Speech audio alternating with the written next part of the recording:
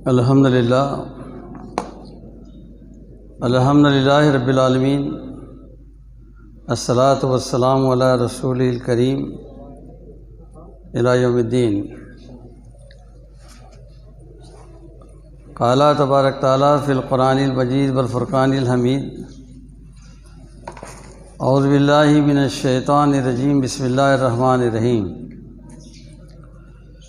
یا ایھا الذین آمنوا اتقوا اللہ قولوا قولا سدیدا یصلح لکم اعمالکم ویغفر لکم ذنوبکم ومن یطع اللہ ورسولہ فقد فاز فوزا عظیما۔ وقال رسول اللہ صلی اللہ علیہ وسلم النکاح من سنتی فمن رغب عن سنتی فلیس منی، او کما قال صلی والسلام۔ مہمانان محترم، میزبان حضرات، خطبہ نکاح میں شریک تمام بھائیوں، بزرگوں اور دوستوں، السلام علیکم ورحمۃ اللہ وبرکاتہ۔ میں نوشا اور ان کی فیملی کی جانب سے اس نکاح میں شریک ہونے والے تمام حضرات کا خیر مقدم کرتا ہوں، استقبال کرتا ہوں، اور دونوں طرفین کو اس مبارک نکاح کے موقع پر مبارکباد پیش کرتا ہوں۔ نکاح کو جو ہے اسلام نے عبادت قرار دیا ہے، اس لیے یہ نکاح بھی عبادت کی طرح ہونا چاہیے۔ جیسے نماز ہوتی ہے، روزہ ہوتی ہے، اس کے ارکان ہوتے ہیں، اور تمام چیزوں کا جو اہتمام ہم لوگ کیا کرتے ہیں، اس نکاح میں بھی ہم نے کرنا چاہیے، کیونکہ ظاہر ہے کہ ہم اس کو ایک بابرکت چیز سمجھ کر اور دلہن اور دولہے کی نئی زندگی کا آغاز جس نکاح سے ہوتا ہے، اس نکاح کو ہم شرعی اعتبار سے جو اللہ اس کا رسول چاہتا ہے ہم اسی اعتبار سے کریں۔ اس لیے اللہ کے رسول صلی اللہ علیہ وسلم نے فرمایا کہ جب نکاح کرنے کے لیے تم نکلو اور لڑکی کا انتخاب تمہارے پیش نظر ہو تو عموماً 4 چیزوں کو دیکھا جاتا ہے۔ نکاح کرتے وقت سامنے والے میں 4 چیزیں دیکھی جاتی ہے۔ ایک ہوتی ہے دینداری اور اخلاق، دوسرے ہوتے ہیں خوبصورتی اور جمال، تیسری ہوتی ہے حسب نسب، اور چوتھی ہوتی ہے مالداری۔ اللہ کے رسول نے کہا ہے 4 چیزوں کو دیکھا جاتا ہے۔ میں تمہیں نصیحت کرتا ہوں کہ تم دینداری کو اختیار کرو، اخلاق کو اختیار کرو، یعنی جو انتخاب ہو لڑکے یا لڑکی کا تو اس میں پرائرٹی دینداری اور اخلاق کو دی گئی ہے۔ اب یہ چیزیں اگر دینداری اور اخلاق لڑکی اور لڑکے میں مل جاتی ہے تو گھر کے اندر ایک ماحول بنتا ہے، آنے والی نسل کی تعمیر ہوتی ہے، اور ایک اس کو اوائڈ کیا گیا، نظر انداز کیا گیا، اور دوسری چیزوں کو دیکھ کر اگر نکاح کیا گیا تو ظاہر ہے کہ اس میں آپ کا نفس شامل ہے، آپ کی خواہشات شامل ہے۔ اور تقریباً ہمارے یہاں جتنے نکاح ہوتے ہیں وہ نفس کی خواہشات کی بنیاد پر زیادہ ہوتے ہیں، بہت زیادہ ہوتے ہیں، اللہ اس کے رسول کی شریعت کے مطابق کم ہوتے ہیں۔ اس لیے ہمارے یہاں جو ہے گھروں کے اندر تنازع، اختلافات چند دن ہو گئے، چند سال ہو گئے، معاملہ طلاق تک آ جاتا ہے، جھگڑے شروع ہو جاتے ہیں، کیونکہ ہم نے کیریکٹر کو، اخلاق کو بنیاد نہیں بنایا، ہم نے دوسری چیزوں کو بنیاد بنایا۔ ابھی بھی آپ دیکھیں کہ اللہ کے رسول نے فرمایا کہ نکاح بہت آسان ہے، زنا مشکل ہے۔ نکاح کو اللہ کے رسول نے بہت آسان کیا، اور پریکٹیکل کر کے بتایا، عملاً کر کے بتایا۔ اپنی بیٹی فاطمہ رضی اللہ تعالیٰ عنہا کا نکاح جب آپ کرنے جا رہے تھے تو آپ غور و فکر کر سکتے ہیں کہ اس خاتون سے بڑھیا خاتون دنیا کے اندر کوئی پیدا نہیں ہوئی۔ وہ خاتون جو ہے جنت کی سردار رہیں گی، اتنی عظیم خاتون جس کا نکاح اس پیاری بیٹی کو جتنا چاہتے تھے، بلکہ یہ کہتے تھے کہ میری بیٹی فاطمہ کا کوئی دکھ دے گا مجھے دکھ دے گا۔ اتنی محبت حضرت فاطمہ رضی اللہ تعالیٰ عنہا سے نبی کریم صلی اللہ علیہ وسلم کو تھی، لیکن آپ نے ایک مثال قائم کی کہ دیکھو میں میری بیٹی کا نکاح کرنے جا رہا ہوں۔ علی سے پوچھا کہ علی میں تیرے نکاح میں فاطمہ کو دے رہا ہوں، تمہارے پاس کیا ہے؟ حضرت علی رضی اللہ تعالیٰ عنہ نے کہا کہ اللہ کے رسول میرے پاس ایک گھوڑا ہے اور زرہ بختر ہے جو میں جہاد کے اندر استعمال کرتا ہوں۔ کہا گھوڑا رہنے دو اور زرہ کو فروخت کر دو۔ حضرت عثمان غنی رضی اللہ تعالیٰ عنہ نے بہت اچھی قیمت کے اندر وہ زرہ کو خریدا۔ وہ زرہ کے سے جو رقم آئی اس میں مہر کا انتظام کیا گیا، گھر کی جو ضرورت کے سامان تھے وہ خریدے گئے۔ اللہ کے رسول صلی اللہ علیہ وسلم نے اپنی پیاری بیٹی کو کوئی جہیز نہیں دیا، کیونکہ دنیا کے اندر اللہ کے رسول صلی اللہ علیہ وسلم ایک مثال قائم کرنا چاہتے تھے کہ رسول کی بیٹی کا نکاح کیسے ہو رہا ہے۔ انہوں نے بیٹی کو کوئی جہیز نہیں، علی کو زرہ بیچنے لگا ہے، علی نے گھر کا سامان لائے اور مہر کی رقم بھی اس میں سے ادا کی۔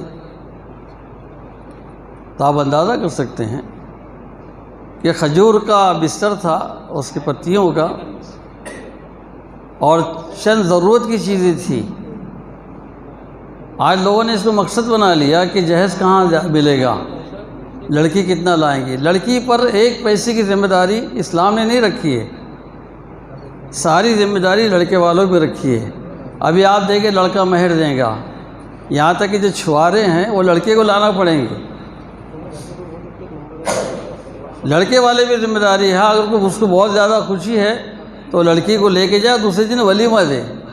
لڑکے والے پر کھانے دینے کی ذمہ داری قطعی نہیں ہے، لیکن سب الٹ پھیر ہو رہا ہے ہمارے یہاں۔ ہم عشق رسول کی بات کرتے ہیں، محبت رسول کی بات کرتے ہیں، ان کے خلاف کام کرتے ہیں، تو یہ بات مناسب نہیں ہے۔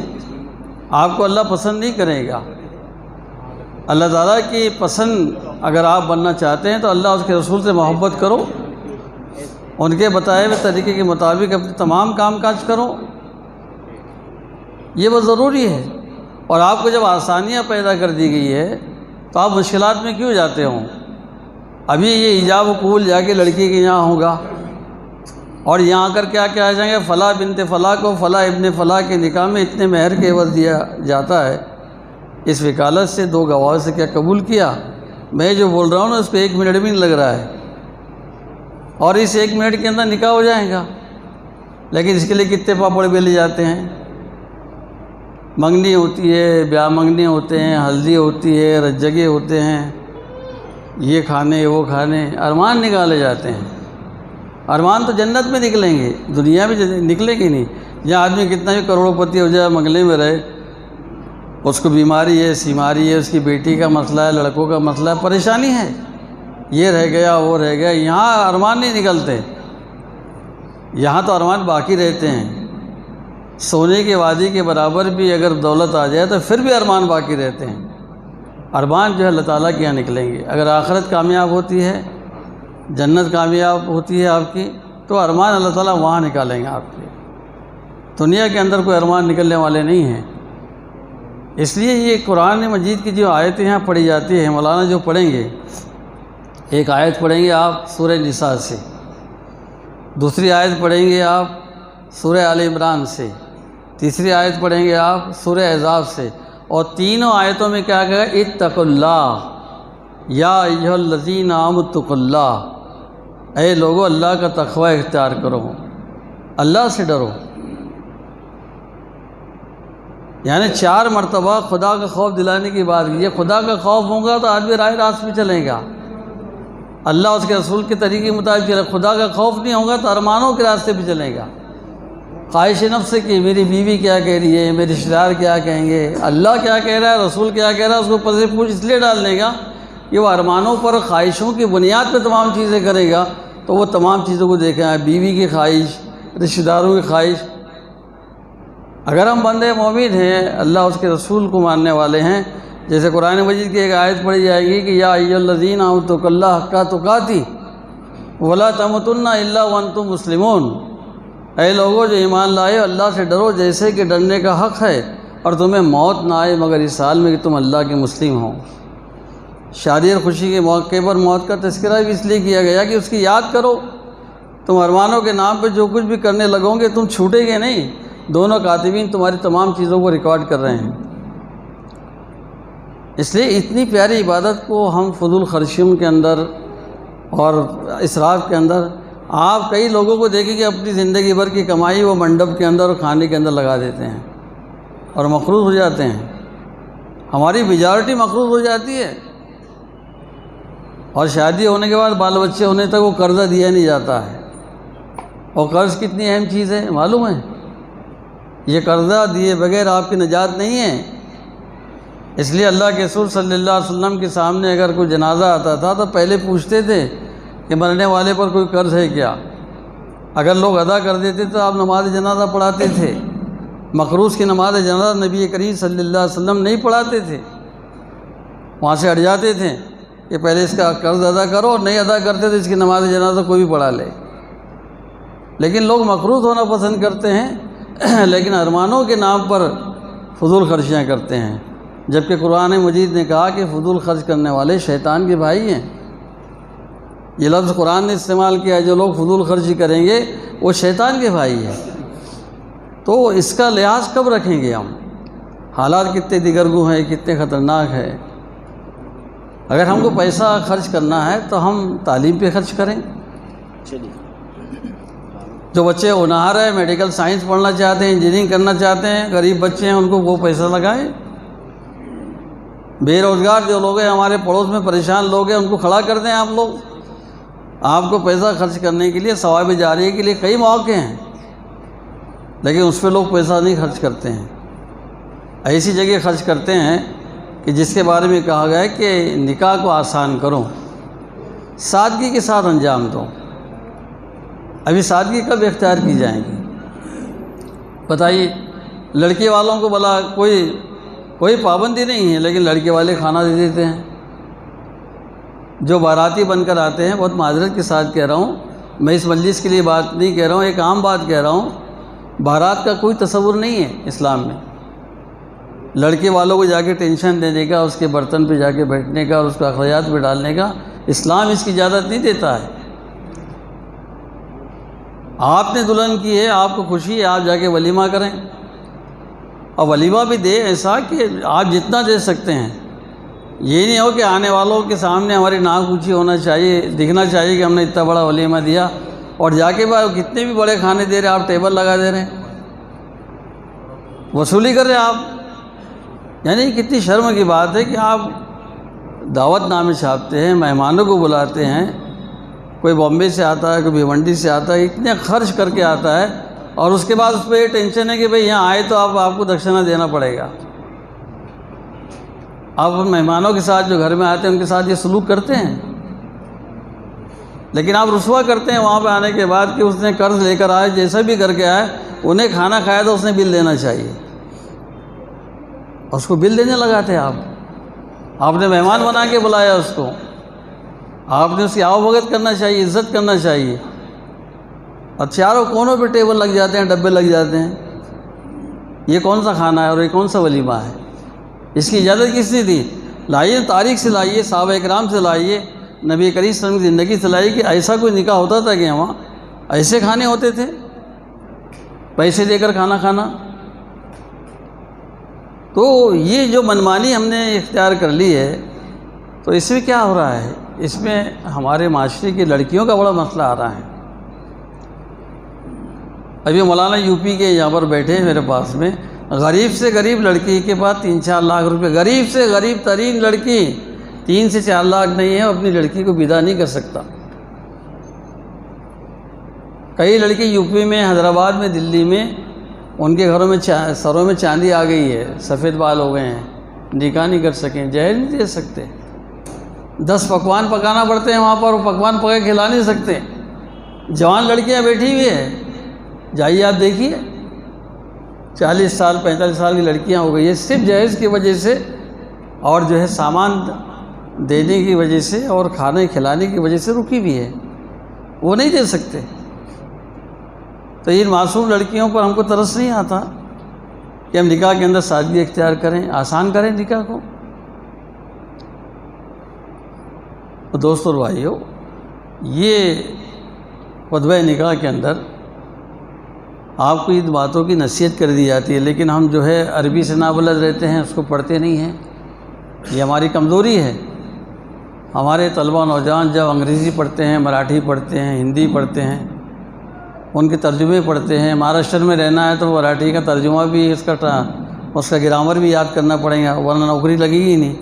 تو ہماری پیٹ کی سوچ جو ہے ان زبانوں پر ہم کو عبور حاصل کرنے کے لیے متوجہ کرتی ہے، اور جو اللہ اس کے رسول کی زبان ہے اس کے بارے میں یہ معاملہ ہے کہ ہم علم تری کیف فعل ربک باصحاب الفیل، نماز بھی پڑھ رہے ہیں، ہم کو معلوم نہیں کیا پڑھے ہم نے۔ سورہ یاسین پڑھ رہے ہیں، اس میں کیا میسیج ہے، کیا پیغام ہے، کس طرح متوجہ کیا گیا، ہم کو نہیں معلوم۔ تو اللہ اس کے رسول کی زبان سے ہمارا یہ تعلق ہے کہ ہم کو نمازوں میں پڑھی جانے والی صورتوں کے بارے میں پتہ نہیں ہے کہ اللہ تعالیٰ نے اس میں کیا ہدایت دی ہے، کیا تعلیم دی ہے۔ خطبہ نکاح میں 3 آیتیں پڑھی جاتی ہیں، کئی سال ہو گئے لوگوں کو سنتے نہیں معلوم۔ کیا بتائے؟ اس میں قرابت داروں کے، رشتہ داروں کے حقوق بتائے گئے ہیں، باہمی الفت و محبت کا اظہار کیا گیا ہے سورہ نساء کے اندر۔ تمہیں ایک ماں اور ایک باپ سے پیدا کیا گیا ہے، تم آپس میں سب بھائی ہوں، رشتے اور قرابت داروں کا لحاظ رکھو۔ جو آیت میں نے سورہ احزاب کی پڑھی، اس میں کہا گیا یا ایھا الذین آمنوا اتقوا اللہ وقولوا قولا سدیدا، اے لوگو جو ایمان لائے اللہ سے ڈرو، اور جب بات کرو تو سچی بات کرو، اپنی زبان سے صحیح بات کہو۔ یصلح لکم اعمالکم، اور نیک عمل کرو، ویغفر لکم ذنوبکم، اللہ تمہارے قصوروں سے درگزر فرما دے گا۔ ومن یطع اللہ ورسولہ فقد فاز فوزا عظیما، بس اللہ اس کے رسول کی اطاعت کرو، یہ سب سے بڑی کامیابی ہے۔ کامیابی کا راز کیا بتایا جا رہا ہے؟ خدا اور اس کے رسول کی اطاعت۔ نکاح بھی ایک اطاعت ہے، خدا اس کے رسول کا حکم ہے، اس لیے ہم اطاعت کر رہے ہیں۔ لیکن مسجد کی 4 دیواری کے اندر شریعت کے مطابق نکاح ہو جاتا ہے، اور اس کے بعد جو کچھ ہوتا ہے بتائیے کیا ہوتا ہے؟ کیا ان آیتوں کے مطابق ہوتا ہے؟ تو ہم جب تک قرآن مجید کو مضبوطی سے نہیں پکڑیں گے، اللہ کے رسول صلی اللہ علیہ وسلم کی زندگی سے محبت نہیں کریں گے، ہم رسوائی کی زندگی گزاریں گے۔ آج دنیا کے نقشے پہ کرو، آپ دیکھ لو، آپ سے کتنے لوگ نفرت کرتے ہیں، اور آپ کے بارے میں کیا کچھ نہیں ہو رہا ہے۔ آپ کی مسجدیں مسمار کی جا رہی ہے، کیونکہ عدالتوں میں آپ کے لوگ نہیں ہیں۔ سارا ریکارڈ مسجد کا ہمارے پاس تھا، ایویڈنس پورا ہمارے پاس تھا، اسکرین پہ تمام چیزیں موجود ہے کہ مسجد کی گنبد پہ کون لوگ چڑھے تھے، کنہوں نے توڑا، سب کیا کچھ کیا، لیکن وہ 32 لوگوں کو کلین چٹ دے دی گئی۔ ایسے کئی واقعات نبی کریم صلی اللہ علیہ وسلم کا کارٹون بنا کے فرانس والے نے پیش کیا۔ آپ کے رسول کی بے عزتی کی جا رہی ہے، رسوائی کی جا رہی ہے، اعلانیہ کی جا رہی ہے،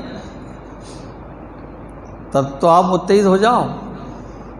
آج جب تک قرآن کو نہیں پکڑیں گے، اللہ کی اس کو زندگی اللہ کامیاب نہیں کریں گے آپ کو۔ تو یہ جو چیزیں ہیں اسلام کو منہ چڑھانے والی چیزیں ہیں، اس پر کب کنٹرول کریں گے آپ؟ میں تو نوجوانوں سے خاص طور سے کہنا چاہتا ہوں، کیونکہ نوجوانوں کی شادیاں ہوتی ہے، اگر واقعی وہ نوجوان ہیں وہ کبھی اس بات کو گوارا نہ کریں کہ ہم لڑکیوں کے لائے ہوئے بستر کے اندر شباشی کریں گے۔ ہم اپنا بستر خود لیں گے، ہم اس کے بلائے ہوئے برتنوں میں کھانا کھائیں، اس کے مردانگی کے لیے بات زیب نہیں دیتی۔ اگر واقعی مرد ہے، نوجوان ہے، تو صنف نازک کے لائی ہوئی چیزوں کو عیش نہیں کرے گا، بلکہ اپنی مردانگی بتائے گا، اور مردانگی بتاتا ہے وہ 22-23 سال تک کماتا ہے، عین وقت پر مانگنے لگ جاتا ہے۔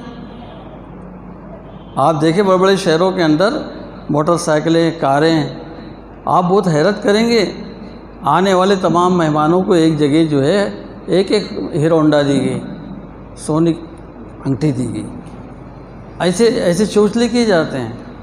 غریب لڑکیوں کے لیے بڑا مسئلہ پیدا ہو گیا ہے. یہ شادیاں سادگی سے نہ ہونے کی وجہ سے ان کی پریشانیاں بڑھ گئی ہیں. اور جب نکاح ہو جاتا ہے اخلاق کی بنیاد پہ نہیں ہوتا ہے، مال و دولت اور خوبصورتی کی بنیاد پہ ہوتا ہے، تو پھر مسائل پیدا ہوتے ہیں، طلاق کی نوبت آ جاتی ہے.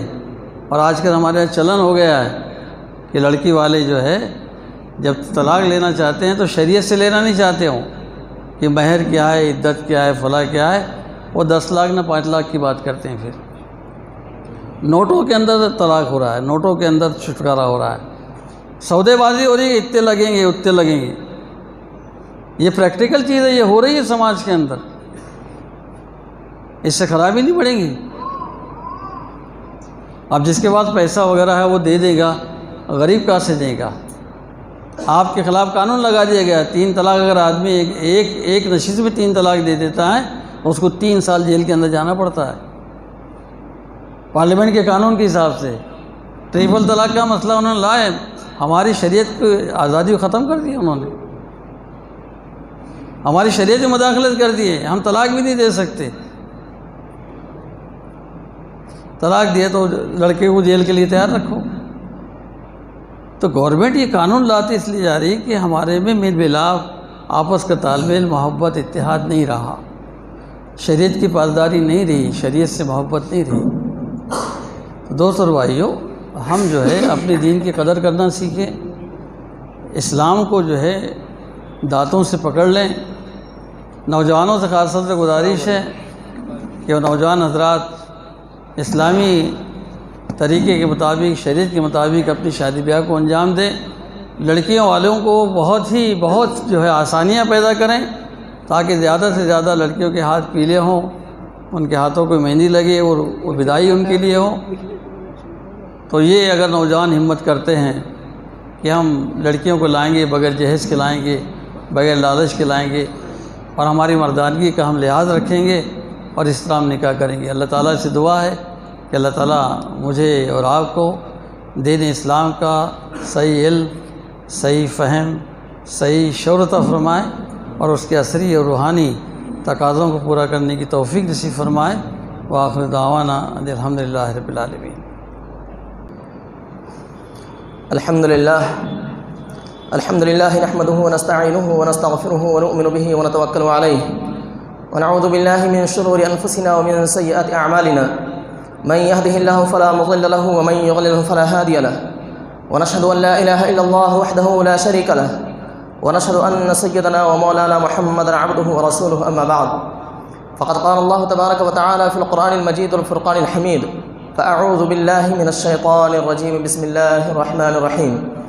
يا أيها الناس اتقوا ربكم الذي خلقكم من نفس واحدة وخلق منها زوجها وبث منهما رجالا كثيرا ونساء واتقوا الله الذي تساءلون به والأرحام إن الله كان عليكم رقيبا.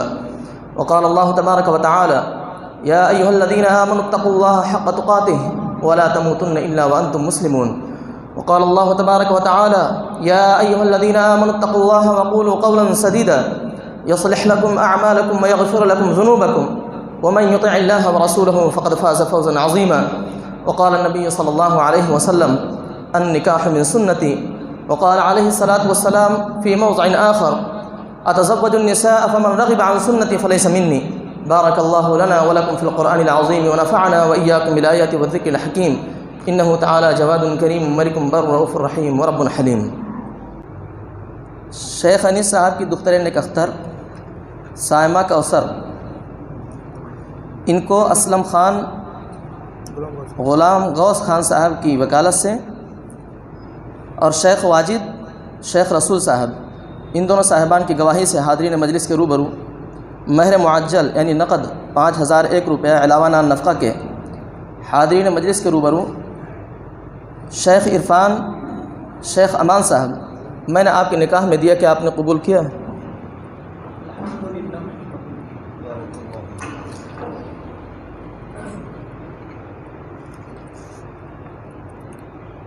شیخ انیس صاحب کی دختر نیک اختر سائمہ کوثر،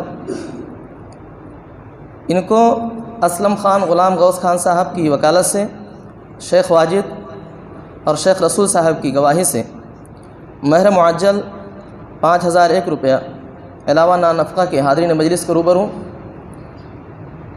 شیخ عرفان شیخ امان صاحب، میں نے صائمہ کوثر شیخ انیس کو آپ کے نکاح میں دے کے آپ نے قبول کیا؟ الحمدللہ میں نے قبول کیا۔ دعا فرمائے بھائیو، بارک اللہ لک وجمع بینکما فی الخیر۔ الحمدللہ رب العالمین والعاقبۃ للمتقین والصلاة والسلام علی اشرف الانبیاء والمرسلین وعلی آلہ وصحبہ اجمعین۔ ربنا آتنا فی الدنیا حسنۃ وفی الآخرۃ حسنۃ وقنا عذاب النار۔ ربنا ظلمنا انفسنا وان لم تغفر لنا وترحمنا لنكن من الخاسرین۔ اللهم انك عفو کریم تحب العفو فاعف عنا یا کریم۔ وصلی اللہ تعالی علی خیر خلقہ محمد وعلی آلہ واصحابہ وازواجہ وذریاتہ وآل بیتہ اجمعین برحمتک یا ارحم الراحمین۔